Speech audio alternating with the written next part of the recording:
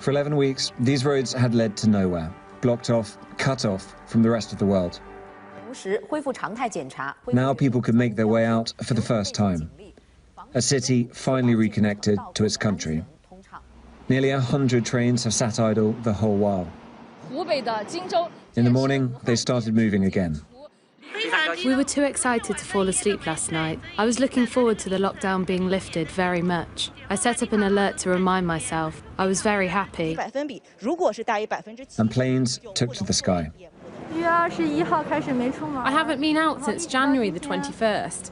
This is the first time I left the house today. Now I'm going back home to meet my parents. Do they miss you?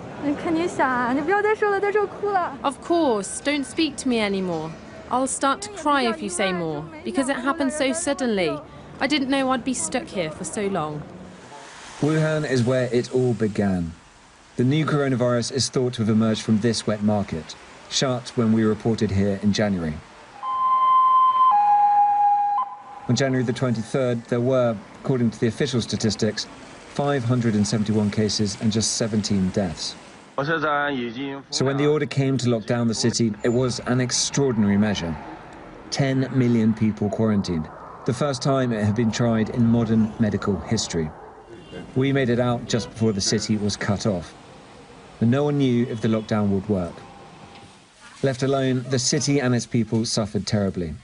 Thousands died, as medical resources were overwhelmed. Many still feel anger at local officials for their cover-up and for their incompetence.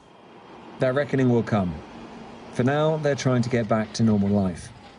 The lockdown is not fully lifted. Restrictions are in place everywhere. They fear a second wave of infection. We suggest that only those who need to resume work outside Wuhan should leave. But since the epidemic is not over, even though we lifted the city's lockdown, it doesn't mean we should stop doing virus control or clear alerts. But at this moment, joy conquered caution. A spectacular light show, a celebration on a city-wide scale. We now know that lockdowns do work. They've been put in place all around the world.